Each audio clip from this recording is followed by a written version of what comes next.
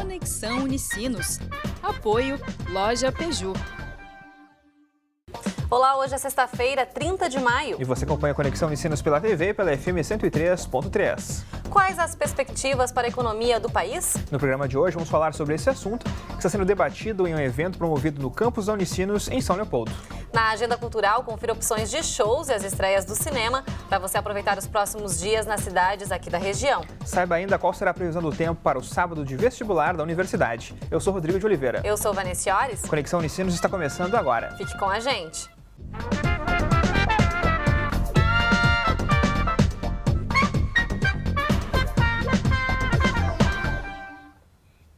Falar sobre as perspectivas para a economia brasileira até 2020. Esse é um dos assuntos que estão movimentando o 37º encontro dos cursos de Ciências Econômicas do Rio Grande do Sul, no campus da Unicinos, aqui em São Leopoldo. É isso aí. Para falar sobre esse assunto, recebemos aqui no estúdio o Robert Turrier Ávila, que é professor do curso de Economia da Unicinos. Também com a gente, Leandro Antônio de Lemos, presidente do Conselho Regional de Economia do Rio Grande do Sul, o Corecon RS. Sejam bem-vindos à Conexão, tudo bem?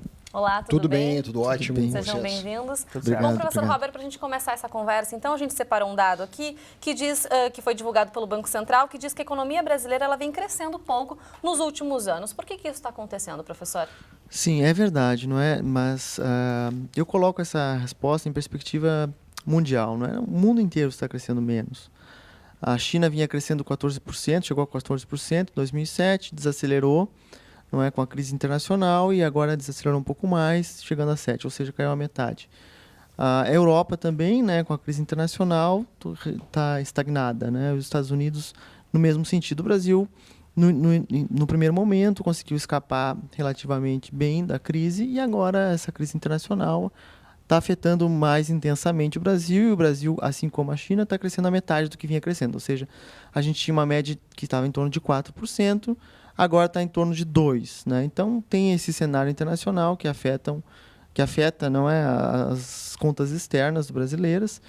E tem também a questão interna, né? A gente assistiu uma elevação da renda bastante importante na economia brasileira, uma redução do desemprego, isso significa mais custos para as empresas, né? Então, quando aumentou a participação do trabalho no PIB, isso faz com que reduza algo, né? Esse algo é a taxa de lucro.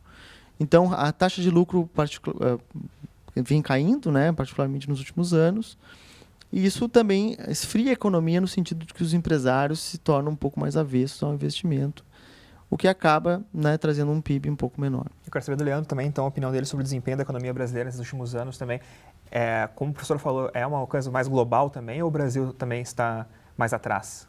Olha, no Brasil se somam dois fenômenos, um conjuntural, um de curto prazo, de agora, né, que é o fato de que está acabando um certo ciclo de expansão muito estimulado pelo consumo, pelo ingresso da classe D, da classe C ao consumo, das facilidades do crédito, né? Então, que vigorosamente a gente viu no setor automobilístico muitas vendas de carro, né? No setor da construção, vendas de casas e apartamentos.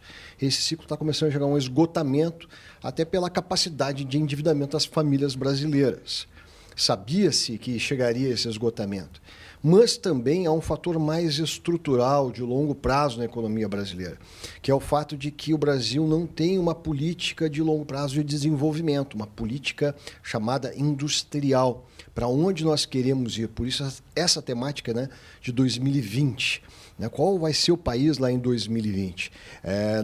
Ao não ter uma política industrial, nós ficamos muito ao sopro dos ventos internacionais, do humor do mercado internacional e de alguns ajustes que aqui e ali o governo faz na taxa de juros, né, no controle da inflação, no aumento do crédito às famílias ou na redução de alguns impostos de alguns setores que possam estimular o PIB um pouquinho ali para cima. Mas isso é muito pouco. O Brasil precisa discutir urgentemente estratégias de desenvolvimento que envolvam novas indústrias, novos setores e, sobretudo, investimentos em educação para formar competências e inteligências e talentos novos para um novo Brasil que a gente quer construir. Daqui a pouquinho a gente vai querer falar mais sobre isso. Leandro, bom, antes eu quero saber do professor, então, quais os segmentos que apresentam pior desempenho nos últimos anos em função dessa economia? A indústria, não é? Certamente a gente vê a economia em 3 setores, né? O setor primário, né? A agricultura e a pecuária, o setor secundário, né? De serviços e a indústria, né? Ou melhor, o setor secundário, a indústria e os serviços terciários. A indústria, né? Tem sido mais prejudicada justamente pela concorrência internacional, não é? A gente está passando por um período em que a participação da indústria no PIB vem caindo, né, assim como também a participação dos empregos industriais vem caindo em relação aos outros empregos.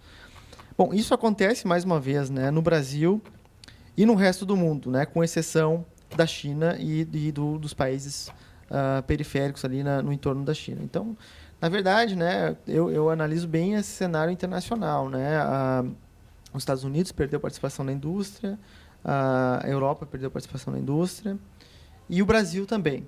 Né? Então, a gente não tem a competitividade chinesa, que se dá, sobretudo, devido aos salários muito baixos. Né?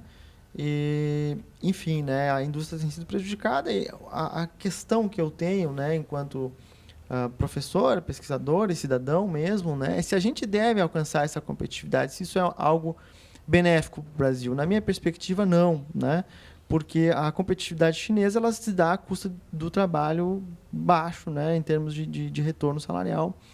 E no Brasil a gente assistiu um aumento do salário. Isso significa perda de competitividade, né, da indústria brasileira, que é onde a gente justamente está competindo mais no comércio internacional. Né? E principalmente essa questão da China acaba influenciando também aqui na economia do nosso estado, né, Rodrigo? A questão verdade. do calçado, principalmente. Verdade, Leandro. Eu queria saber, inclusive, como é que está o nosso cenário gaúcho aqui, já que a gente fala muito do Brasil, mas como é que está aqui o Rio Grande do Sul? Olha, o Rio Grande do Sul, tem aqui uma economia muito vinculada ao agronegócio.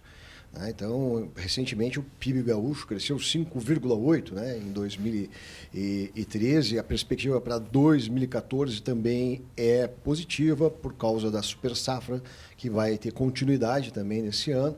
Então, de certa forma, o Rio Grande do Sul vem tendo um bom desempenho. Acrescem-se aí o surgimento de novas indústrias no estado, como a naval, né, devido ao efeito, impacto lá de Rio Grande e Pelotas, e também a indústria eólica, né, que nos últimos 4 anos já gerou 22 mil empregos novos na cadeia produtiva do setor eólico do estado, e são empregos qualificados com remuneração elevada. Então, existem novos setores também pujantes dentro da economia gaúcha e, sobretudo, alguns novos também que estão aí dentro de parques tecnológicos, como o Tecnocinos, o Tecnopuc, surgindo, que nos estimula aí até ter uma visão um pouco mais otimista em relação a possíveis indústrias e setores novos na economia gaúcha. Tá certo. Então, Bom Conexão faz agora um rápido intervalo, mas na volta tem mais bate-papo aqui no estúdio. A gente já volta.